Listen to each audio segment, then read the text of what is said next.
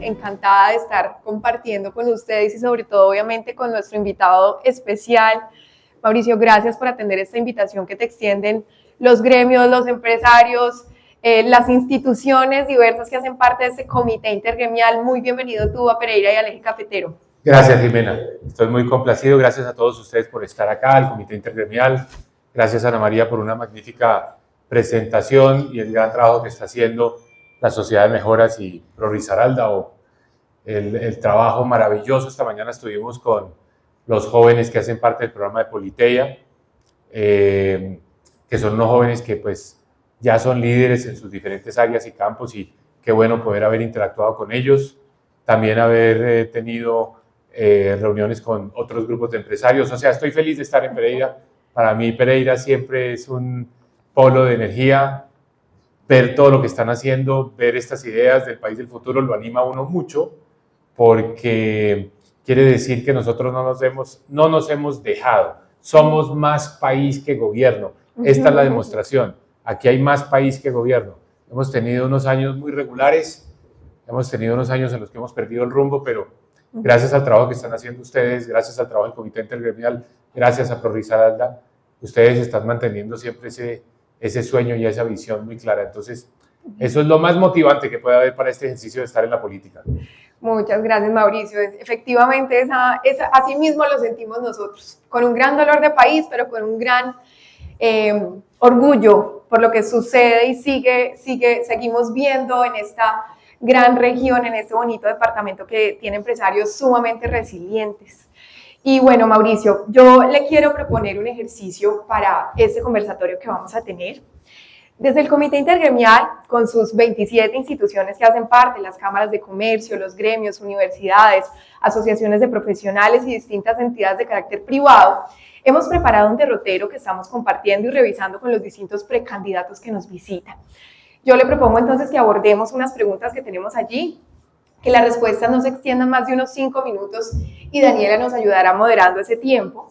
Y esto con el fin que luego nos quede un tiempo para ya conversar con el auditorio, intercambiar y abrir espacio a preguntas. Excelente, excelente. Si me permites, antes de la primera pregunta, claro que sí. Simplemente decir que entrando aquí a este salón tuve la oportunidad de llamar al doctor Miguel Uribe Londoño y a felicitarlo y a darle la bienvenida por llegar al debate de candidatos. Es una persona que va a enriquecer este proceso democrático, así se lo dije, le da mucha altura, le da mucha dignidad, y pues felicitarlo por llevar también pues las banderas de su hijo Miguel Uribe Turbay, asesinado por las fuerzas de la criminalidad de nuestro país. Así que pues sea este el momento para decirle a Miguel Uribe Londoño que nos sentimos muy complacidos de que entre al debate y le damos la bienvenida. Mauricio, muchas gracias. Ese ha sido definitivamente un duelo nacional que hemos vivido como país desde hace 2 meses, justamente que sucedió ese horroroso atentado, y ahorita pues justamente la semana pasada que tuvimos la noticia de la partida de Miguel.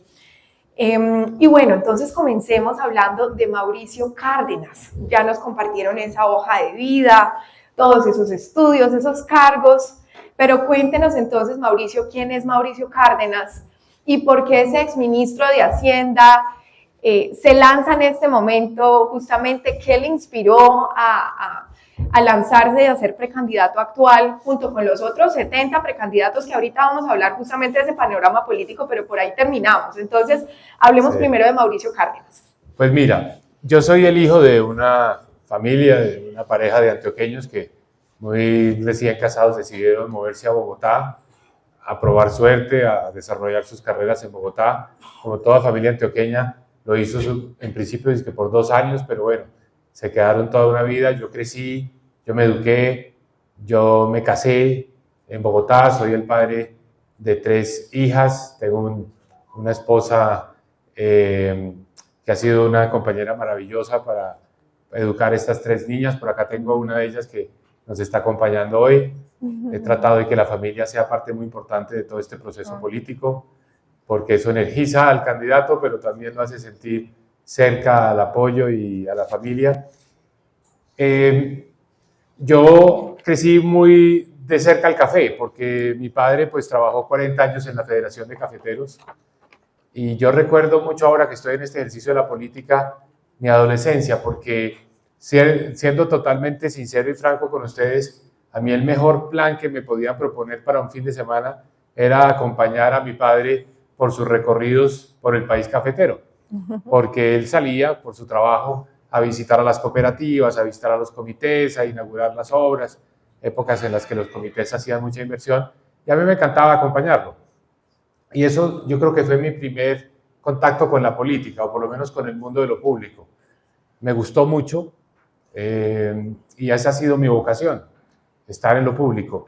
Hasta ahora lo he hecho desde una orilla, que es la orilla del funcionario, las políticas públicas, las personas que se ayudan a los gobiernos a sacar adelante pues, las iniciativas. Y desde muy temprano tuve el honor de poder trabajar en la administración pública. Yo empecé con un cargo en la órbita municipal.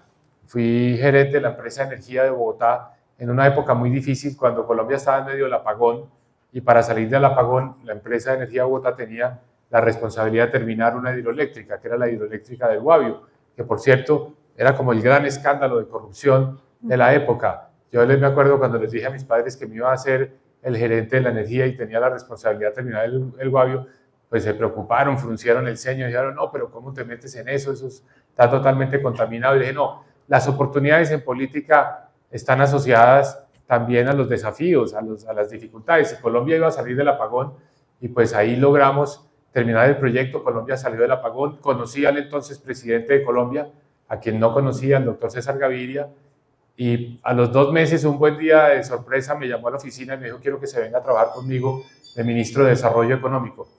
Entonces, bueno, yo diría que ahí también hubo un contacto muy cercano con Pereira y con todos los sectores acá, porque el presidente pues venía mucho acá y yo lo acompañaba y teníamos una relación ahí muy, muy cercana. La vida me ha llevado siempre como por la orilla de estar entre lo público y lo académico, la investigación, ser docente, ser profesor. Tuve la oportunidad de trabajar con el presidente Andrés Pastrana como ministro de Transporte y como director del Departamento Nacional de Planeación. Tuve 2 veces como director ejecutivo de Fedesarrollo. Volví al gobierno, en el gobierno de Santos, primero como ministro de Energía y después como ministro de Hacienda. En fin, y ahí después volví al mundo más de investigación académico. Yo diría que yo he tratado de ejercer lo público siempre desde la orilla de hacer la tarea bien hecha, ser un funcionario responsable, hacer lo correcto, no necesariamente lo que más aplausos y lo que es lo que políticamente es lo que todo el mundo quisiera. No, muchas veces son decisiones difíciles, decisiones que hay que tomar para hacer lo correcto, lo necesario. Y también yo diría que otra característica de mi vida, y con esto termino, ha sido entrenar y formar personas para que despeguen sus carreras, que tengan alas para que puedan volar. Y me siento muy contento y muy complacido de haber podido ayudar a generar una generación, digamos, de personas que hoy en día son muy influyentes en el país. Han sido ministros, han sido directores de gremios, rectores de universidades, etc. Pero todo esto para decirte, compromiso con lo público, esa es mi vocación. Y llegó la hora de decir, quiero ser presidente de Colombia, con toda esa experiencia, quiero poner esa experiencia al servicio de la esperanza. Colombia está a la deriva, necesita un nuevo rumbo. Quiero poner esa experiencia a decir, ¿cuál es el nuevo rumbo para Colombia? Quiero ser un presidente que resuelve problemas, quiero ser un presidente que le traza a Colombia nuevas metas, que nos permite soñar, que nos permite pensar en ese país que todos nos imaginamos que es un país pues mucho mejor del que tenemos hoy en día. Nos merecemos mucho más. Yo quiero ponerme y dedicarme de lleno a eso, a construir ese país de la mano de todos ustedes, a que trabajemos en equipo. Qué maravilla toda esta retroalimentación que nos dan ustedes, porque estoy seguro que así, sumando, es que vamos a sacar grandes proyectos adelante y vamos a hacer que Colombia pues realmente progrese. Yo me sueño con un país que nos da mucho más, un país en el que vamos a vivir mejor, un país que nos va a dar más recursos, un país que nos va a dar un mejor nivel de vida, porque tenemos con qué, pero estamos como parados, tenemos un freno de mano. De hecho, creo que estamos en reversa en muchas áreas, y yo quiero poner este país a marchar rápido, a que progrese, a que se saquen adelante muchos de esos sueños, y a que los colombianos podamos decir, todos sin exclusión, vamos a decir, mejoramos nuestro nivel de vida. Hoy en día tenemos más ingresos, tenemos más capacidad, podemos hacer más cosas. Eso es lo que yo quiero para Colombia. Mauricio, muchas gracias. Bueno, ya vamos a entrar entonces en materia sectorial. Yo sé que usted es un amante del tema fiscal, pero vamos a empezar por lo económico. Entonces, hablemos de ese crecimiento económico que ha tenido nuestro país, o más bien el comportamiento justamente de nuestra economía. Usted ahorita hablaba de freno. En el 2023 sí que la economía sintió un freno, ¿no? Porque crecimos al 0.6% después de que veníamos creciendo a pasos agigantados después del COVID. El año pasado crecimos al 1.7%, hoy se proyecta que este año vamos a crecer al 2.7%. Sin embargo, seguimos teniendo como país unos grandes desafíos. Cuando nos comparamos con los países de la OCDE, pues somos unos de los que tiene la mayor tasa de desempleo. En materia de informalidad, ni hablar, estamos sobre un 56%, es decir, hoy casi que 6 de 10 personas que están ocupadas en Colombia están en la informalidad. Esa es una cifra escandalosa. Pero adicional vemos que esa economía, si bien pues vamos creciendo como país, pues consideramos que esto se debe gracias al buen momento que vive el café, pero sobre todo a la resiliencia que están teniendo los empresarios y los inversionistas, que están esperando justamente qué va a pasar el próximo año. Y esperamos que este cambio sea para bien. Entonces, Mauricio Cárdenas, usted ha hablado de justamente recuperar la confianza del sector privado, usted ha hablado de evitar el estatismo en sus pronunciamientos. Hablemos un poco de esas estrategias que tiene Mauricio Cárdenas para recuperar la economía colombiana. Bueno, el país está creciendo muy poco. El país está creciendo, la última cifra del segundo trimestre de este año, 2.1. Entonces la pregunta relevante es, ¿a qué tasa podríamos estar creciendo? Ese es el parámetro real. O sea, con el entorno internacional, con los precios del café donde están, con los precios del petróleo donde están, con el crecimiento de la economía global. ¿Cuál sería el ritmo al que podría estar creciendo? Yo digo, Colombia hoy sin problemas, sin dificultades, podría estar creciendo al 5%. Entonces, a este gobierno hay que evaluarlo sobre la base de por qué nos tiene 3 puntos por debajo de lo que podríamos estar haciendo. ¿Qué es lo que está pasando?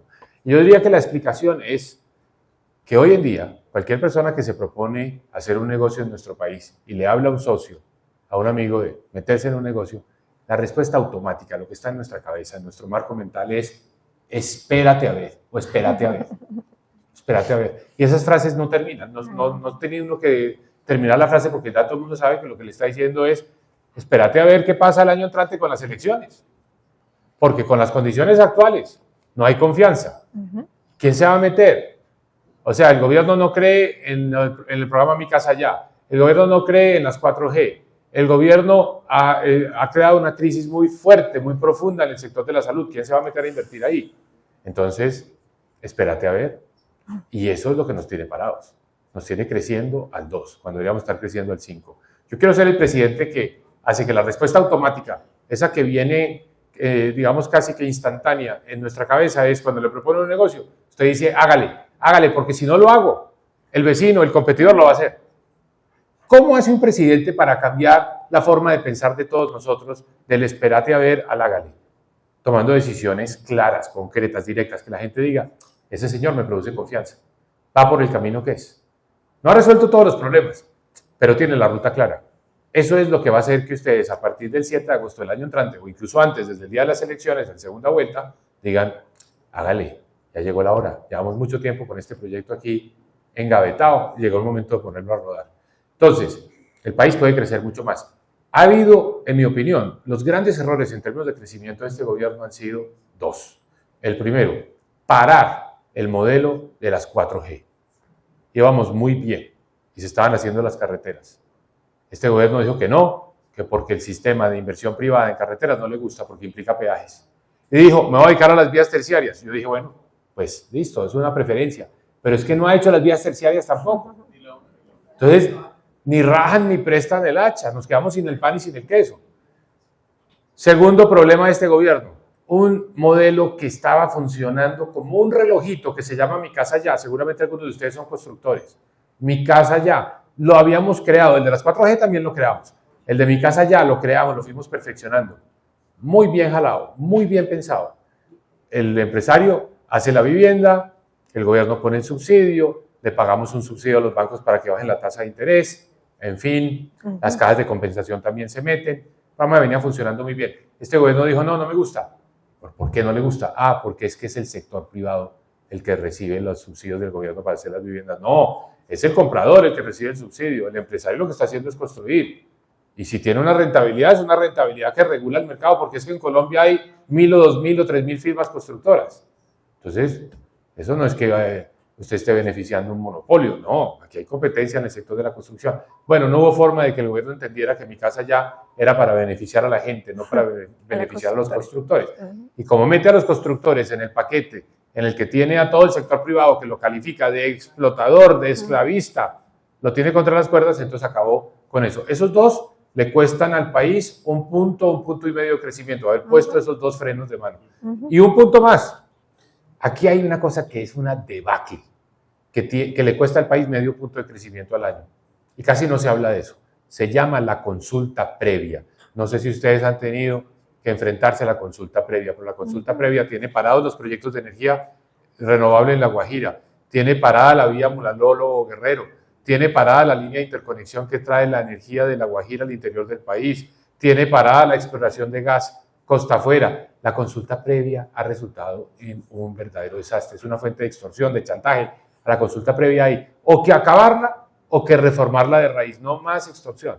Y eso también nos está costando medio punto de crecimiento de una gran cantidad de proyectos que no se están haciendo. Conclusión, lo primero que hay que hacer es decir, si este país está creciendo al 2 y podría crecer al 5, pongámoslo a crecer al 5.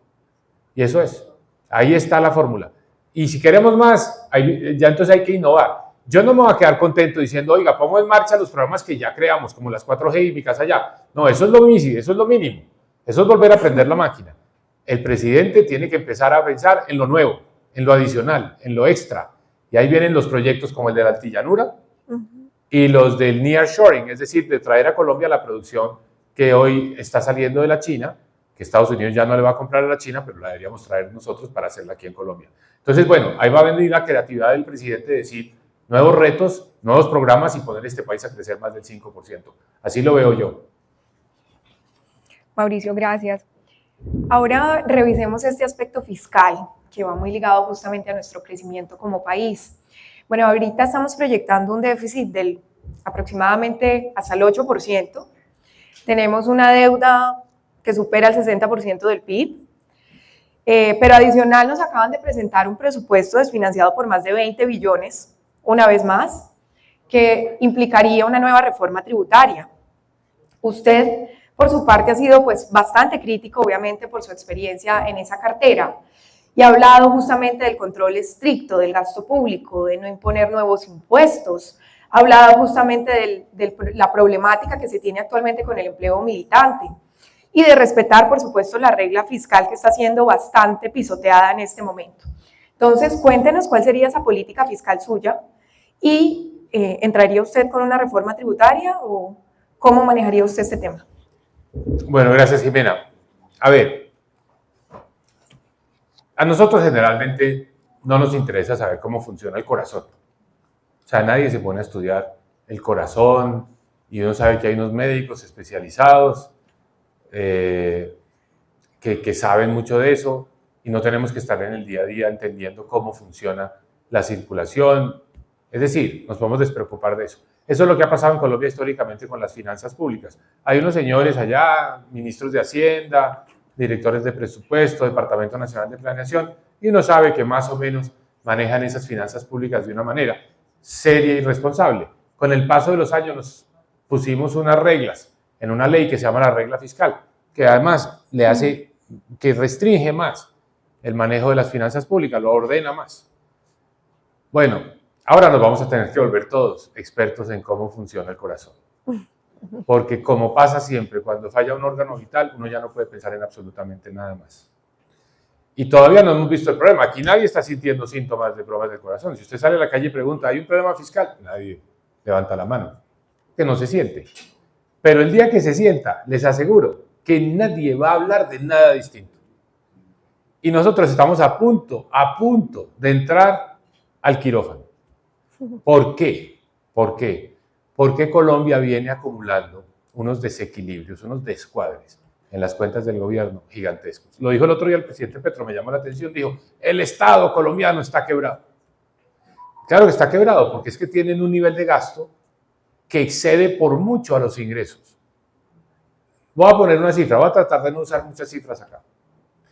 El gasto del gobierno se mide en billones de pesos, pero son cifras tan grandes que ya es difícil dimensionarlas. Entonces, la mejor manera de decir es como porcentaje del Producto Interno Bruto. ¿Qué porcentaje del Producto Interno Bruto es el gasto público? Pues bien, yo fui ministro de Hacienda 6 años. Durante esos 6 años el gasto público estuvo entre 18 y 19% del PIB. Entonces en 18 subió a 19, lo entregué otra vez en 18. 18, 19% del PIB. Este año va a ser 25% del PIB. 25% del PIB. Es decir, pasamos de 18 en el 2018 a 25 en el 2025. Fíjese la rima, Camilo. De 18 en el 2018 a 25 en el 2025. 25% del PIB. 7 puntos del PIB. 7 puntos del PIB de aumento del gasto público. ¿En cuánto han aumentado los ingresos del gobierno? Con las reformas tributarias que hizo Duque al final, en el 2021, la que hizo Campo al llegar.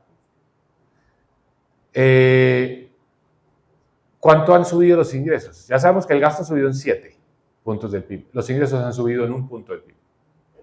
O sea, hay 6 puntos que son hueco, que no tienen financiamiento, que no se financian con impuestos, son deuda. Entonces la deuda sube. Entonces, ¿qué hicieron los inversionistas que le prestan a Colombia? Los que compran los bonos de la República de Colombia. Dijeron, bueno, listo, les vamos a seguir prestando, pero a una tasa de interés más alta. Hoy el gobierno paga una tasa de interés por los bonos a 10 años, los TES, del 13%. En mi época como ministro de Hacienda se pagaba el 7%. Entonces esos intereses nos están consumiendo también. Hoy estamos pagando 80 billones de pesos en intereses, antes pagábamos 20 billones de pesos en intereses en mi época como ministro de Hacienda. Entonces hay una crisis fiscal porque estamos con deuda que sube. Ya nos chupa una mayor parte de los ingresos fiscales para pagar intereses. Y el gobierno dice estoy quebrado. ¿Y qué sale? A proponer una ley de financiamiento, una reforma tributaria de 26 billones de pesos, que no hay la más mínima posibilidad de que pase. Entonces, ese chicharrón, esa papa caliente, esa bomba que está a punto de estallar, es lo que va a recibir el próximo gobierno. Olvídense que este gobierno va a resolver el problema fiscal. Esa va a ser tarea del próximo gobierno. Los empresarios, los inversionistas, son muy conscientes de esto y saben, confianza cuando vea que hay un gobierno que va a resolver el problema fiscal. Pero ojo, el problema fiscal de Colombia no se resuelve con impuestos. Ya el IVA no puede subir, el impuesto de renta no puede subir. Ya ningún impuesto puede subir realmente. La única manera de resolver el problema fiscal de Colombia es con un recorte del gasto público, un recorte fuerte. Eso va a ser muy duro el próximo gobierno, muy duro. Ese gobierno va a tener que arrancar con una buena coalición, representada en el gabinete y buena coalición en el Congreso, porque es que el 8 de agosto del 2026 el oficio de Gustavo Petro va a ser líder de la oposición y su principal objetivo va a ser tumbar al gobierno. Y el gobierno va a tener que resolver el problema del gasto público, va a tener que recortar y va a tener que echar un poco de gente. O por lo menos no va a renovar los contratos de prestación de servicios, lo que llaman ahora empleo militante. 460.000 órdenes de prestación de servicios se firmaron por cuenta del gobierno en el primer semestre de este año, a un costo de 20 billones de pesos. Ustedes no ven a Gustavo Petro cortar cintas, esa no es su forma de hacer política. Su forma de hacer política es contratar mano de obra, contratos de prestación de servicios, de personas cercanas al gobierno, que militan en el gobierno y que van a votar por el gobierno. Así es que quieren desnivelar la cancha de las elecciones del próximo año. Entonces vamos a tener que hacer un recorte de gasto muy fuerte. Yo por eso he venido hablando de que quiero tener una mujer, la primera mujer ministra de Hacienda. ¿Por qué? Porque creo muchísimo en que las mujeres son más capaces de tomar unas decisiones muy firmes, muy radicales, explicarlas y que el país entienda. Me cogió aquí en el Hotel Movich un señor que representa uno de los gremios de los transportadores y me dijo, doctor Cárdenas, no se les vaya a ocurrir subir el precio de la CPM, no se les vaya a ocurrir, porque ellos saben que viene un ajuste fiscal y que hoy por hoy tenemos un subsidio muy grande a la CPM. Entonces le dije, no, vamos a ver, vamos a estudiar, tenemos que estudiar todo, tenemos que estudiar todas las opciones, pero eso no va a ser fácil, el país va a necesitar un ajuste fiscal grande, obviamente hay que hacerlo donde no duela, acabando el Ministerio de la Igualdad, acabando la Unidad de Gestión de Riesgo de Desastres, acabar una cantidad de derroche, acabar la corrupción.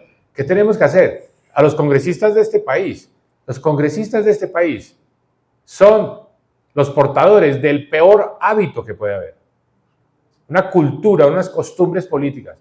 Ustedes saben que, como dijo Dostoyevsky, la primera mitad de la vida del ser humano se le va adquiriendo malos hábitos y la segunda mitad quitándose los malos hábitos, ¿no? Ya estamos en la segunda mitad, nos toca quitarnos el mal hábito de la corrupción de los políticos en Colombia, porque es que los políticos han adquirido una cultura que ellos mismos se la autovalidan porque es la norma, ya normalizaron eso, que es, yo me elijo, llevo proyectos a las regiones, claro, eso está bien, eso es lo que debe hacer un congresista, responderle a su electorado, llevar proyectos, pero aquí le metieron unas arandelas a esa visión de la política, que es, entonces, el gobierno nacional hace un convenio con el alcalde amigo, y el congresista le dice al alcalde amigo, ¿a quién tiene que contratar? Y le cobra al contratista un porcentaje. Y eso es hábito, eso es costumbre, eso es cultura política, eso tenemos que cambiarlo.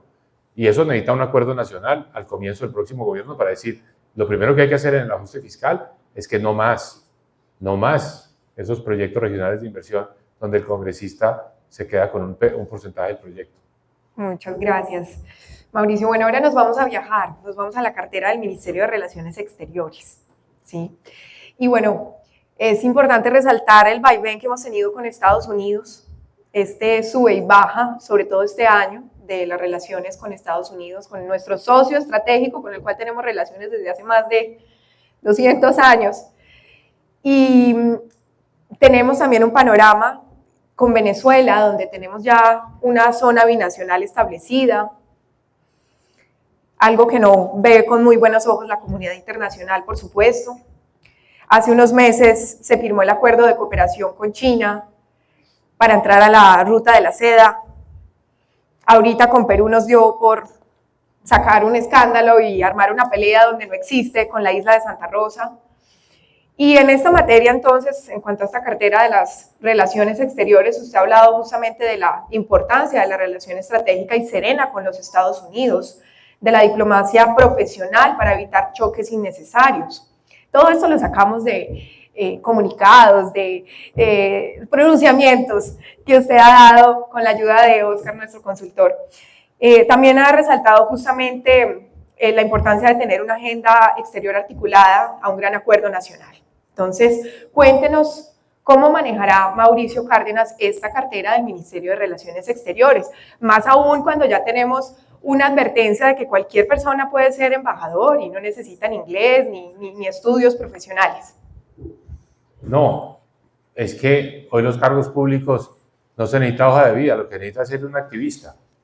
O sea, el que grite más, el que haga más ruido, es el que se gana el puesto. Y hay una distorsión, Se ha dicho, ahora que nombraron a este actor porno, que no me acuerdo el nombre, como Florian, ministro de Igualdad. Sí, Florian. Sí, el actor porno como ministro de Igualdad. La tesis es, si usted representa a un grupo que no ha tenido la oportunidad de contar con el poder, se merece el cargo. O sea, vean la lógica. Un grupo que no ha tenido el poder, entonces es el que se merece el cargo. Yo lo que haría es invertir la lógica, diría, nombre a alguien que tenga el conocimiento que pueda empoderar a los que han estado excluidos. Es distinto. Entonces, por eso estamos llenándonos de mediocridad. O sea, si uno ve este gabinete, y yo he estado en varios gabinetes, uno aquí dice, no, esto es de mediocridad. O sea, realmente para ganarse el puesto de ministro de Educación, yo creo que el requisito en este gobierno es haber tratado de hacer una maestría y que el profesor que dirige la tesis en la Universidad Nacional diga que la tesis no es suficiente buena como para aprobarla. Y ese es el ministro de Educación. ¿Ah? ¿Y dónde están los pilos? ¿Dónde está la gente que se esfuerza? ¿Dónde está el que hace el trabajo? ¿Dónde es el que sacó 5 en la tesis? Está diciendo no, en este gobierno no hay oportunidades. Ojo, es la inversión, ¿no? Está totalmente lo opuesto de lo que debe ser la lógica. Y el presidente los nombra por una razón, porque le dice, no, es que se lo defendió a usted en redes. Y así no los conozca, los mete porque los defendió. Y no los conoce incluso cuando los saca. Tampoco los ha conocido. Y los saca porque dice que son incompetentes, los ataca, en fin, mal jefe, mal líder. Un líder tiene que empoderar a su equipo, tiene que responder por su equipo. No tiene que salir a hacer esa actitud que tiene Petro. Bueno, Mauricio, gracias. Ahora nos vamos para la cartera de seguridad, porque nos duele Colombia. E iniciamos el conversatorio justamente con esa noticia que nos enlutó como país. Y nos enluta también la noticia que recibimos ayer de los atentados en Antioquia, en el Valle, aquí al lado, nuestros vecinos, en plena ciudad, más aún cuando se atenta contra la vida, pero también contra la vida de nuestros héroes. Cuando vemos que los grupos armados y las estructuras han crecido entre un 30 y un 50% en el territorio nacional, cuando el secuestro extorsivo ha incrementado también en un 40%, cuando el desplazamiento forzado está por encima ya de más de 80.000 personas este año, por todo lo que ha sucedido en el Cauca y en el Catatumbo. También un fenómeno de inseguridad urbana, que ya justamente Ana María lo mencionó al inicio, que estamos viviendo acá, con un incremento de más del 150% de homicidios en el área metropolitana. Bueno, usted ha sido un gran crítico de la paz total. Ha sido también, o ha enfatizado en tener un plan de Gran Colombia, con el fin de recuperar el control territorial e institucional. ¿Cómo manejar entonces esa cartera de la seguridad nacional y cómo recuperar a Colombia, Mauricio? Bueno, gracias por mencionar todo eso. Hiciste muy buena investigación, Jimena. De la ayuda de mi Maravillosa la investigación. Yo creo que mejor que la de nuestro equipo. Si le preguntas a nuestro equipo qué he dicho yo, ¿por qué no te vienes a trabajar con nosotros? ¿Ah? Encantada, encantada. Bueno, mira, Plan Gran Colombia, ¿de dónde salió esa idea? Yo trabajé en el gobierno de Andrés Pastrana, ya les conté, director del DNP, y mi tarea fue ayudar a estructurar el Plan Colombia y hablar y pues obviamente promoverlo nacional e internacionalmente, ¿no? Tengo muchas anécdotas de cómo me tocó la promoción del Plan Colombia, explicar el Plan Colombia por todas partes. Llegó la hora del Plan Colombia 2.0, pero yo ahora llamo Plan Gran Colombia, porque es que el problema ya no es solo Colombia, también es Colombia y Ecuador. Entonces yo creo que es más fácil venderle a Estados Unidos la idea de que este es un problema transnacional que un problema puro de Colombia. Y pensando en el futuro, cuando Venezuela se normalice, cuando se recupere la democracia en Venezuela, pues que incluya también a Venezuela, porque Venezuela va a quedar con una situación de seguridad muy mala. Entonces, Plan Gran Colombia para mí representa unas inversiones grandes en seguridad en 3 países azotados por ese crimen transnacional. Mira, hoy es un día muy triste para Colombia, ¿no? Es un día muy triste porque estamos viendo pues 11 policías que murieron en Amalfi, Antioquia, cuando derribaron el helicóptero en las estructuras de Calarcá, el Estado Mayor Central.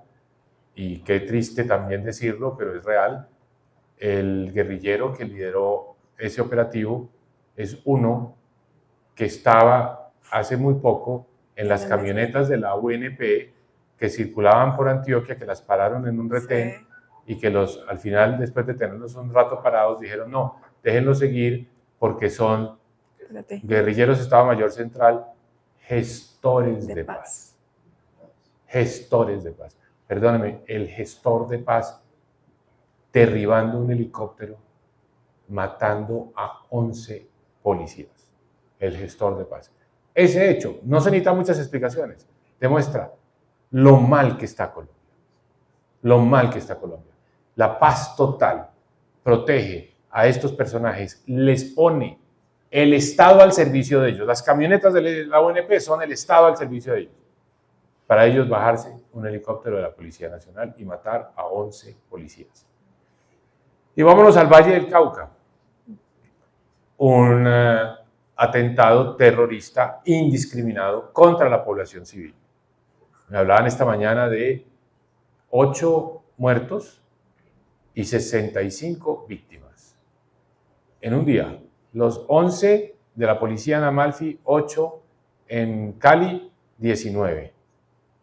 Y 65 heridos. heridos. Eso es el problema de la paz total.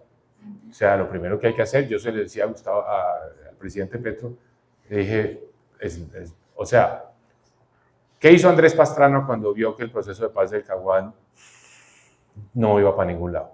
¿Qué hizo? Responsablemente y asumiendo un gran costo político. Lo echó para atrás, febrero del año 2002. Yo no, le toca entregar un país como lo recibió, sin zona de despeje. A Petro le corresponde lo mismo. Debe dejar un país sin los procesos de paz total, sin zonas, ahora se los llaman espacios, sin los espacios para negociación y volviendo a meter a la fuerza pública en todas partes. ¿Cuál es el problema? Ojo con esto. Petro no lo va a hacer. Petro va a seguir generando caos. Y no declaró la conmoción interior anoche, pero la va a declarar más adelante cuando venga el siguiente episodio, ¿no? Entonces, bajo la conmoción, seguramente toma alguna medida que nos va a poner a deliberar y a preocuparnos porque pueden ser medidas que restringen el flujo normal, el funcionamiento de la forma como se sacan las leyes. Es más, se podría meter también con las elecciones. O sea, esa conmoción interna es muy seria, muy seria. Entonces, tengo otra gran preocupación, y con esto termino, perdón, 2 minutos, otra gran preocupación. Se ha hablado de, creo que ya se desvirtuó, pero que un dron es el que había atacado al helicóptero. Pero es posible que un dron muy pronto haga un atentado. Porque los drones hoy son muy fáciles de conseguir, obviamente para las estructuras criminales. Conseguir un dron si uno está en la fuerza pública es un proceso licitatorio que se demora por lo menos 1 año. Pero para una estructura criminal es pedir un aparato por Amazon. Son de bajo costo, altamente letales y altamente efectivos. Es la nueva guerra, son las nuevas tecnologías y no tenemos cómo combatirlas en este momento en Colombia. Porque tenemos que cubrir el espacio electromagnético, el espectro electromagnético, para poder reaccionar rápido frente a esos drones. Porque si no, los van a empezar a meter aquí al batallón. Los meten a cualquier parte. ¿Quién nos puede dar esa tecnología? Israel.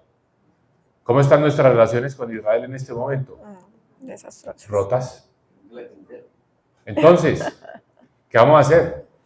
¿Qué vamos a hacer? Gustavo Petro debería ya renovar, retomar las relaciones diplomáticas con Israel y pedir la asesoría para que nos ayuden rápidamente, porque si no, vienen más cosas de este estilo.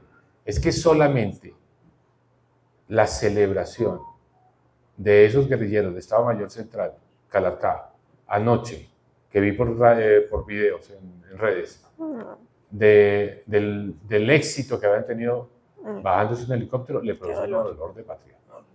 Dolor de patria. Celebrar eso.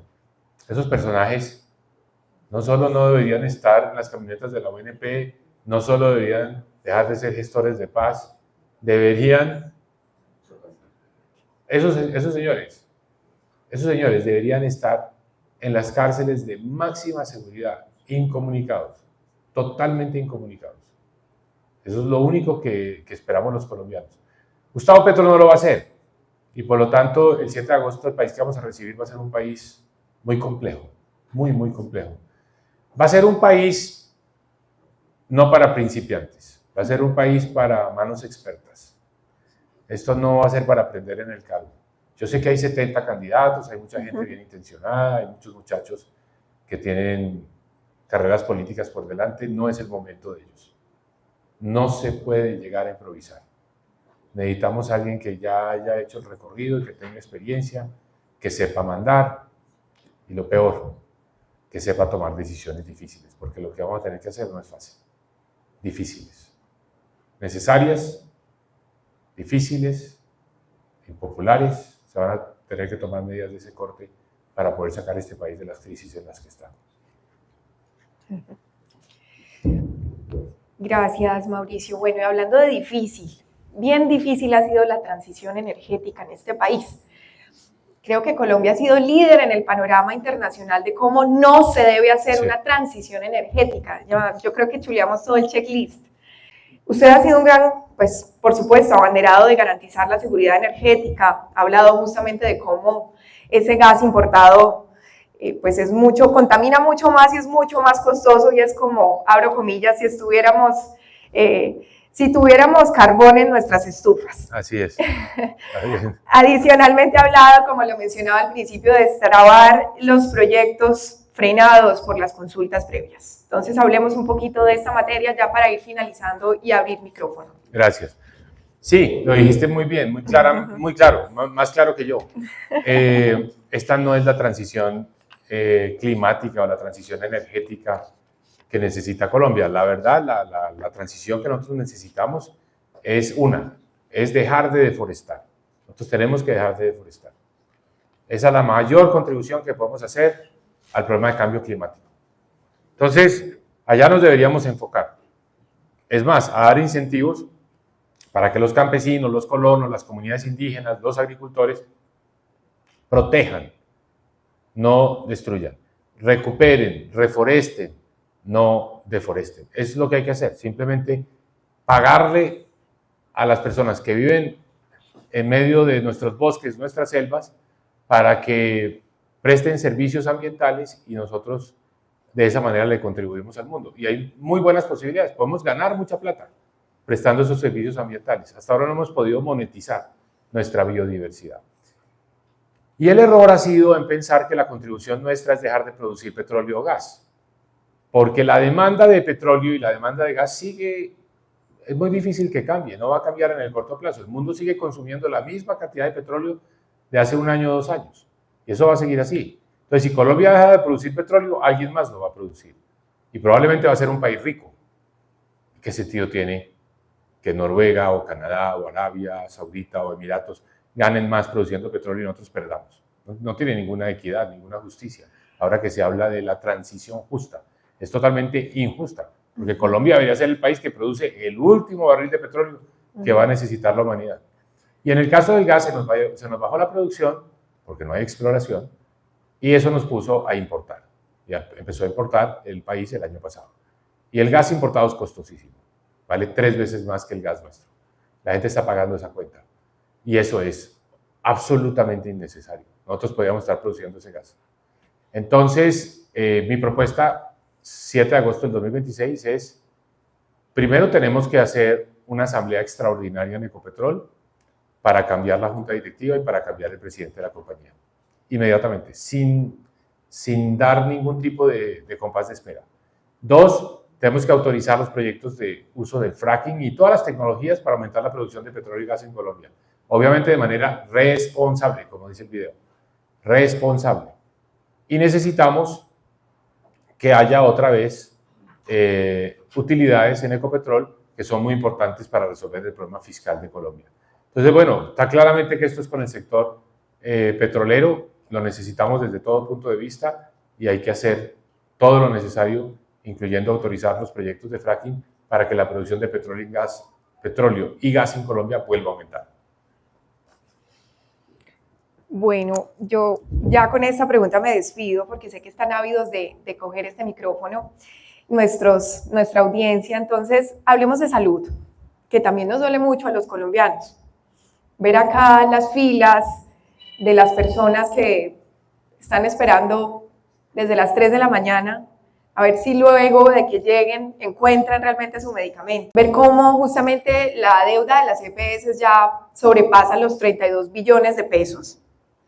Cómo justamente la ANDI, este gremio, desde enero nos alertó a todo el país y dijo, ese incremento de la UPC es completamente insuficiente, no puede ser del 5, tiene que ser del 10 o del 15, pero oídos sordos, porque en este gobierno los gremios y los empresarios hemos sido poco escuchados. También tenemos pues justamente que estas EPS intervenidas, que son aproximadamente abarcan el 60% de la población colombiana, pues no mejoran en el pago de su cartera, pero sí mejoran en el incremento de las PQRs, porque aproximadamente estamos teniendo 3 veces más de quejas y reclamos en estas instituciones. Entonces usted ha hablado justamente también de un plan de choque al momento de llegar al gobierno, pues justamente critica ese colapso institucional y esa necesidad de un nuevo orden en el sector salud y de diseñar una reforma estructural, gradual y sostenible en el sector salud. Entonces cuéntenos un poco más de esto, por favor. Bueno, yo he estado recorriendo a Colombia. Llevo un año largo caminando por las calles de Colombia, pidiéndole a la gente en estos últimos meses su firma para poder inscribir el movimiento que llamamos Avanza Colombia, para poder ser candidato presidencial. He estado en ese proceso. Yo parto de la siguiente base. Perdóname que voy a hacer un pequeño paréntesis acá. La experiencia, el conocimiento, el recorrido, el haber sido exministro, en fin, todo eso pues ayudará a gobernar y eso estoy seguro que es algo que el electorado va a tener en cuenta. Pero realmente la elección es emoción, la elección es cautivar, la elección es mover una aguja que es más subjetiva, no es este tipo sabe, no, la elección es, me da confianza, me siento segura, siento que esta persona me mueve la fibra, me mueve el corazón. Entonces yo he dicho, bueno, yo me tengo que ir a la calle porque yo tengo que ser el candidato que enamora a este país, es decir, que genera ese sentimiento. Y pues yo le he preguntado a muchas mujeres, empezando a mi señora Cristina, les he preguntado, ¿cómo se enamora una mujer? Porque yo tengo que enamorar a Colombia. ¿Cómo se enamora una mujer? Y la respuesta me la han dado por todas partes de Colombia y la mujer colombiana más o menos piensa igual. Entre otras cosas porque Colombia es como una mujer que escogió una mala pareja.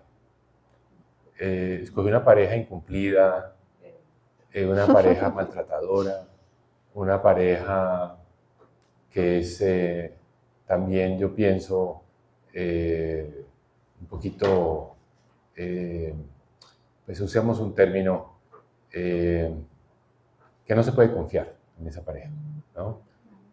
Y pues Colombia tiene que cambiar de pareja. Colombia tiene que buscar una mejor pareja. Una persona confiable, una persona seria, una persona que cumpla. Entonces, por eso me pregunta la mujer colombiana, ¿cómo se enamora una mujer para que me escoja a mí de pareja? Primero, hay que conocerla, a la mujer. Después hay que entender sus problemas y proponer salidas. Vamos a trabajar en esto juntos. Yo te voy a ayudar con esto. Tú también me vas a ayudar a mí, pero yo te ayudo con esto. ¿No? Proponer. Pero sobre todo, lo más importante, cumplir. Hay que cumplir, ¿no? Hay muchas personas en Colombia que son como esa mujer que dice, sí, yo me equivoqué de pareja, pero no quiero saber absolutamente más de ese tema. Voy a vivir sola. Y hay mucho colombiano que está diciendo, no me hable de política, no quiero saber nada de eso. Yo ya quedé curado, ¿no? Parte de esto es como decir, no, venga, crea otra vez. Hay posibilidades. No, es un trabajo más difícil, pero hay que hacerlo. Entonces yo he estado conociendo a esa mujer. Conociéndola en la calle, hablando. Y si ustedes me preguntan, ¿cuál es el principal dolor que tiene esa mujer que se llama Colombia? ¿Cuál es el principal dolor? El dolor que más le duele. La salud. La historia de un señor en Ciénaga que me dijo con lágrimas en los ojos, a mi mamá la enterré y a los 3 días llegó la autorización de la EPS para el procedimiento que necesitaba, que le hubiera salvado la vida. O una mujer que me dijo, en Villavicencio, esto se lo digo es de verdad, esto no es que me dijo, llevo 3 meses haciendo rifas para poder comprar los medicamentos que necesito, porque antes me los daba la EPS y ya no me los da. O me dijo una persona en Medellín, tengo hipertensión, los medicamentos me cuestan 700.000 pesos al mes, me los están pagando mis hijos, pero yo ya no creo que ellos vayan a poder pagar indefinidamente. O sea, es el problema que está por todas partes. De estrato 1 a estrato 6, de Ipiales a Riohacha, dolor. Cierre de instituciones prestadoras de servicio, la red que teníamos para prestar el servicio. Cerraron las urgencias en Villavicencio, en la Clínica Primavera. Cerraron la Clínica del Café en Armenia. Han cerrado. Estamos perdiendo el sector. O sea, estamos echando para atrás. Estamos perdiendo la salud. La gente se está muriendo. Plan de choque. 7 de agosto de 2026, para que se aprueben por parte de las EPS los procedimientos primero para los pacientes con enfermedades de alto riesgo, cáncer, pacientes trasplantados, diabéticos, enfermedades mentales. Rápidamente darle la plata a las EPS y darle la plata para que le paguen a los laboratorios, para que vuelvan a producir los medicamentos. Ojo, esa es una medida de choque, es una terapia de choque, pero no es la solución de raíz. La solución de raíz es que hay que reformar el sistema. Yo creo que las EPS no sobreviven, las EPS ya están con un problema reputacional muy grande, hay que crear un nuevo tipo de entidad con el sector privado. Ya las EPS, por cierto, están casi todas en manos del Estado, quedan tres EPS privadas. Entonces, vamos a necesitar que redefinir el sistema, unas entidades aseguradoras, unas entidades que garantizan un plan de beneficios, que manejan los riesgos del sector privado, pero unas entidades completamente nuevas que no serán las EPS. Pero eso es una reforma pues, que habrá que hacer más adelante. Al principio el gobierno se tiene que dedicar al plan de choque para recuperar la salud, para recuperar la seguridad y para recuperar la situación fiscal de Colombia. Planes de choque. O sea, aquí va a haber un gobierno de 100 días durísimo, lleno de medidas. El primer día del gobierno, un cerro de decretos en el despacho del presidente, uno tras otro, ya todos preparados, listos para ser expedidos el 7 de agosto. Entonces, bueno, esa es la forma como vamos a gobernar. No hay tiempo para llegar a aprender, no hay tiempo para improvisar, no hay margen para los errores, ya nos toca ir directo. Y bueno, ¿yo qué les ofrezco a ustedes? Siempre buscar a los expertos, las mejores opiniones, siempre con el propósito de acertar.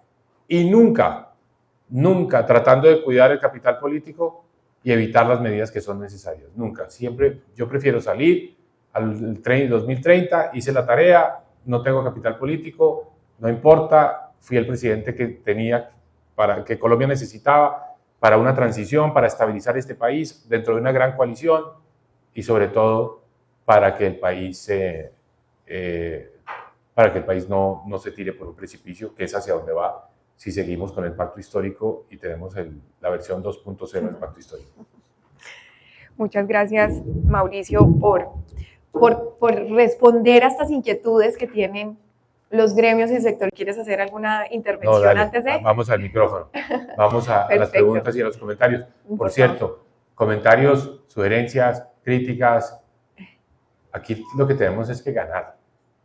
Entonces, ayúdenme a ganar, o sea, yo necesito ganar. Gobernar ya vendrá después, y yo creo que tengo los elementos que se requieren para gobernar, pero eso no es el problema de nosotros hoy. El problema es ganar. El electorado hoy quiere populismo. Entonces, ayúdenme a ganar con experiencia, sin populismo. Y si todos decimos, es posible, con experiencia y sin populismo, es posible. O sea, aquí sí aplica eso de querer es poder, pero está en manos de ustedes. Así que ayúdenme con el querer es poder.